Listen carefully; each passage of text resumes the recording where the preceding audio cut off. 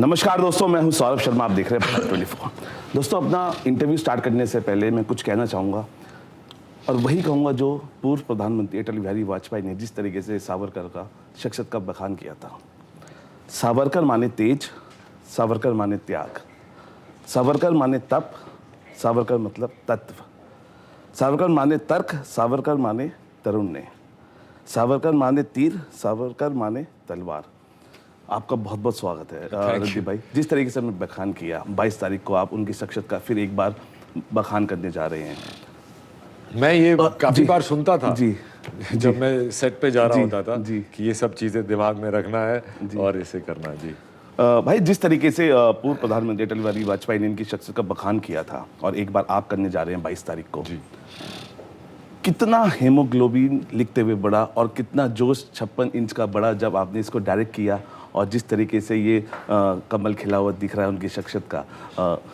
देखिए, हेमोग्लोबिन बढ़ा नहीं, घटा था, क्योंकि इसमें ना सिर्फ मैं एक अभिनेता था पर मैं निर्देशक भी था, लेखक भी था, फिर निर्माता भी बना। तो हेमोग्लोबिन घटा ही था और हर समय एक ये रहता था कि ये एक जिम्मेवारी के साथ मेरे को ये निभाना है। जी। तो वो बहुत बड़ा एक भार भी रहता था सर पे।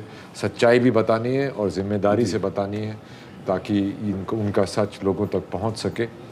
तो मैं तो बहुत शुक्रगुजार हूँ सावरकर जी का कि उनके ज़रिए, उनके चलते मैंने अपने इतिहास को इतना फिर से पढ़ा, उस पर रिसर्च की और एक अभिनेता से एक पिक्चर में जो योगदान रहता था मेरा उससे कहीं ज़्यादा हो गया।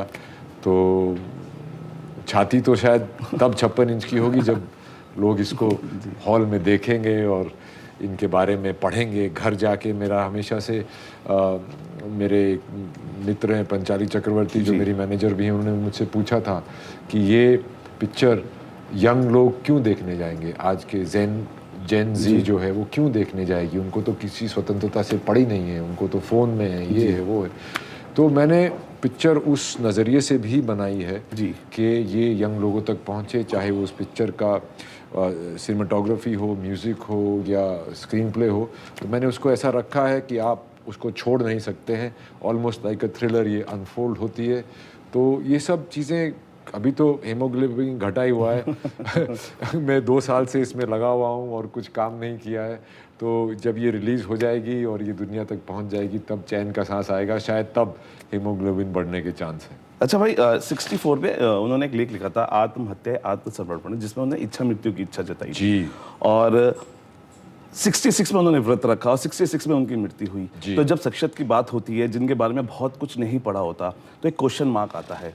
क्या वो क्वेश्चन मार्क सुलझेगा हम जब इस फिल्म को देखेंगे? बिल्कुल सुलझेगा, बिल्कुल सुलझेगा। और उसी क्वेश्चन मार्क को सुलझाने का एक नज़रिया भी है जो फिल्म बनाने के पीछे है, क्योंकि उनके बारे में मुझे भी बहुत कुछ नहीं पता था। जब मैं उनके बारे में एज एन एक्टर रिसर्च करने लगा तो मैं खुद अचंभित रहा कि यार इतना कुछ इनके साथ घटा है और किसी को नहीं पता है, ना हमें किताबों में पढ़ा जाता है, ना इसकी बातचीत होती है।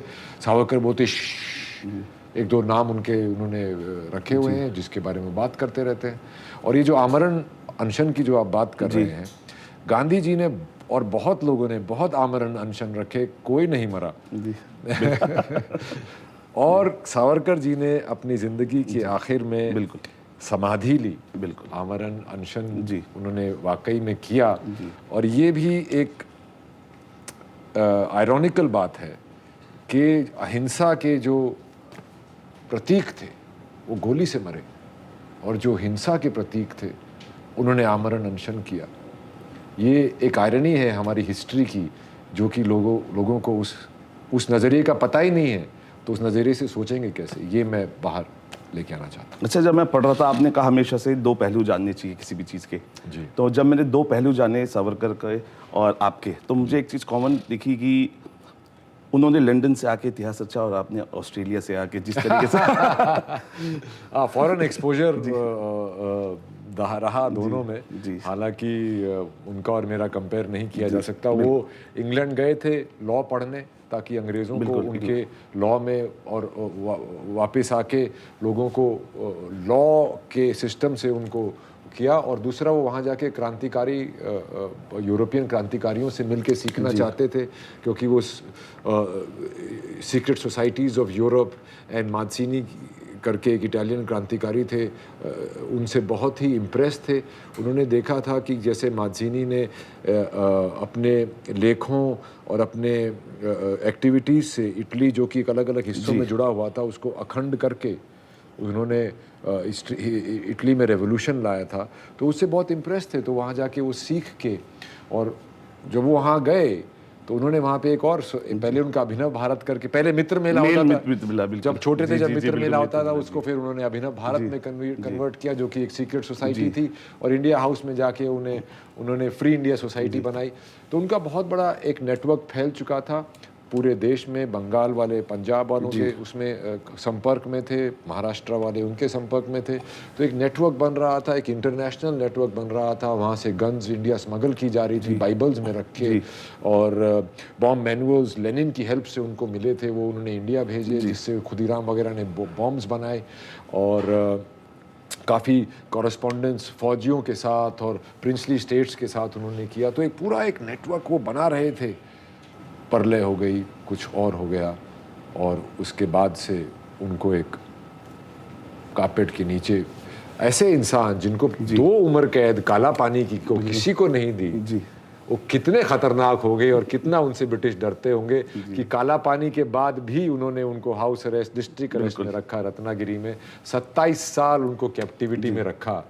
तो यार कुछ तो होगा। आप पढ़िए उनके बारे में, जानिए उनके बारे में, या पिक्चर देखिए उनके बारे में। अच्छा, जो आपके स्कूलमेट्स आपको बोलते थे रणदीप डॉन हुड्डा, और मुझे लगता है कि वो अब दोबारा, आज आपको बहुत सालों बाद शायद इस बात को सुना होगा आपने, लेकिन एक चीज़ और कॉमन है जो मैं आप दोनों के किरदारों में देखता हूँ। आप दोनों के अंदर एक कॉम्बो है, वो है प्रचंड बुद्धि और प्रचंड साहस का, और मुझे लगता है कि और वो हमेशा से दिखा है आपकी पर्सनैलिटी में भी। ये शायद हम मेरे और सावरकर जी में सिमिलैरिटी हो सकती है, पर वो बहुत महान है, और उनका जो योगदान है देश के लिए, उसके सामने मेरा कुछ भी नहीं है। अच्छा भाई, फिल्म सावरकर पर बहस तब शुरू भी हुई थी जब मानहानि के केस में ना राहुल गांधी ने कहा था, मेरा नाम सावरकर नहीं है, गांधी है, और गांधी किसी से माफ़ी नहीं मांगता। ऐसे बहुत सारी चीज़ें हैं जो हम सुनते हैं, लेकिन मुझे लगता है वो नज़रिया 22 तारीख के बाद बदलेगा। आपको राहुल जी से पूछना चाहिए कि उनकी दादी ने सावरकर जी के ऊपर स्टैम्प इशू की, उनके ऊपर दूरदर्शन के थ्रू एक डॉक्यूमेंट्री बनाई, और उन्होंने कहा कि सावरकर जी वीर सावरकर थे, और इनका कंट्रीब्यूशन नकारा नहीं जा सकता स्वतंत्रता के लिए। ये उस वक्त की उनकी बात है, जब 1960s लेट 60s की बात है ये। तो जब वो उनको इतना मानती थी, तो शायद राहुल गांधी जी को ज़्यादा पता होगा कि उनको नहीं माफ़ी वीर क्यों बोलते हैं वो। और जो ये माफ़ी वीर जो बोलते हैं, it's a very thing. Savarkar माफ़ी वीर नहीं थे। वो साम दाम दंड भेद करके वो अपना काम निकालना और अपने मकसद तक पहुंचना चाहते थे।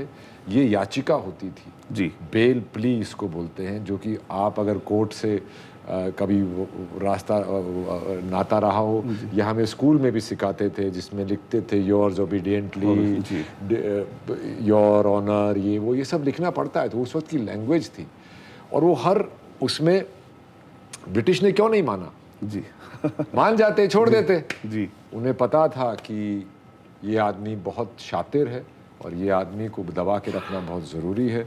तो ये जो माफ़ी वीर का टैग उन पे जो लगाया गया है, ये बिल्कुल ही मन घड़ंत एक अपनी इंटरप्रिटेशन है। और ये ज़्यादा जब हुआ जब 90s में जब कांग्रेस का होल्ड ख़त्म होने लगा और बीजेपी पार्टी का गवर्नमेंट आने लगी, तो उनको कुछ तो चाहिए था। तो उनके जो आइडियोलॉग हैं, या हिंदुत्व के जो आइडियोलॉग हैं, उन पे लालचना लगाई जाए ताकि लोगों को नीचा दिखाया जाए। अच्छा, एक और थे प्रियांक गढ़िया, मैं उनका बता रहा हूँ। उन्होंने कहा था कि भाजपा बताएगी सावरकर को वीर की उपाधि कैसे मिली, सावरकर को वीर की उपाधि किसने दी, बीजेपी बता दे सावरकर जो से पेंशन नहीं ले रहे थे। मुझे लगता है कि उनको शायद पी.के. दात्रे का नाम नहीं पता था। नाम नहीं पता था, पी.के. दात्रे का नाम नहीं पता था। उन्होंने उनके ऊपर उनको वीर बोला था, बिल्कुल। हाँ। और यही नहीं, उनको बहुत गांधी जी भी उनको बहुत वीर मानते थे, ऐसी बात नहीं है।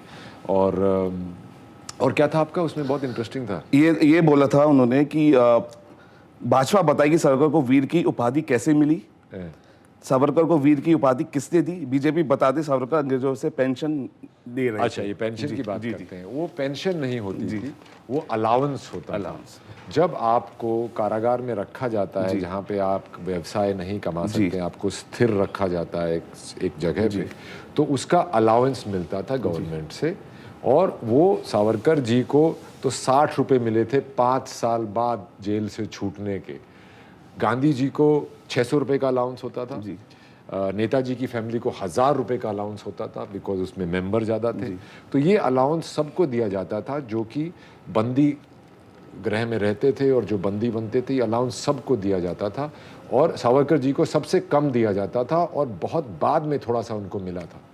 लेकिन जब प्रधानमंत्री वीर सावरकर की तारीफ करते हैं, कहते हैं कि वीरता और समर्पण हमेशा याद रखा जाएगा, तो ऐसा क्यों, कौन सी वो दूसरी शक्ति है क्यों अपना नहीं रही है और ये अपनाना नहीं चाहती हैं? ये पहले अंग्रेज़ों ने उनको, अंग्रेज़ों की शक्ति ने उनको दबा के रखा। फिर उसके बाद जब नई हुकूमत आई, नए आज़ाद भारत में, तो उस वक्त भी उनके साथ ऐसा ही किया गया। उनको गांधी जी के मर्डर में अक्यूज़ ही इसीलिए किया गया था मेरे हिसाब से कि वो हिंदू महासभा के आइडियोलॉग थे। अभी पार्टीशन के बाद लाखों हिंदू हिंदुस्तान आए थे, मुस्लिम लीग के सब लीडर वहाँ चले गए थे, तो 2 ही पार्टी बच गई थी, हिंदू महासभा और कांग्रेस। अभी सावरकर जी को अक्यूज़ करके उन्होंने हिंदू महासभा को विलीफाई कर दिया और वो 1952 के इलेक्शन में ऑलमोस्ट अनअपोज्ड जीत गए। उस वक्त सावरकर जी के साथ अगर ये नहीं होता तो शायद कांग्रेस पार्टी एक राजघराने की तरह अगले 70 साल हमारे देश पे राज ना कर पाती। इसीलिए उनको वहाँ से गया। उसके बाद उनके कंट्रीब्यूशन को, उनके क्या काला पानी को हिस्ट्री से मिटाने की कोशिश की गई थी। इनफैक्ट काला पानी को तोड़ रहे थे नेहरू जी। भाई आप चाहते थे कि भगत सिंह का किरदार भी, एक छोटा सा किरदार भी इसमें लिया जाए। जी। और वो क्या हमें देखने को मिलेगा और क्यों आप लेना चाह रहे थे? जी, उनको मैं इसलिए लेना चाह रहा था क्योंकि जितने सशस्त्र क्रांति वाले जितने भी क्रांतिकारी थे, वो सब कहीं ना कहीं सावरकर जी की किताब 1857 भारत का पहला स्वतंत्रता संग्राम, हिंदी में जैसे नॉर्मली मैं बताऊं तो उससे इंस्पायर्ड थे। HSRA जो कि हिंदुस्तान सोशलिस्ट रिपब्लिकन एसोसिएशन थी, जिसके चंद्रशेखर जी आज़ाद उनके हेड थे, उस ऑर्गेनाइजेशन को अगर आपने ये किताब नहीं पढ़ी थी सावरकर की तो आप नहीं ज्वाइन कर सकते थे। और बाद में आज़ाद हिंद फौज में भी आपको कपड़े दिए जाते थे, बंदूक दी जाती थी, फ्लीट दिए जाते थे और ये किताब दी जाती थी।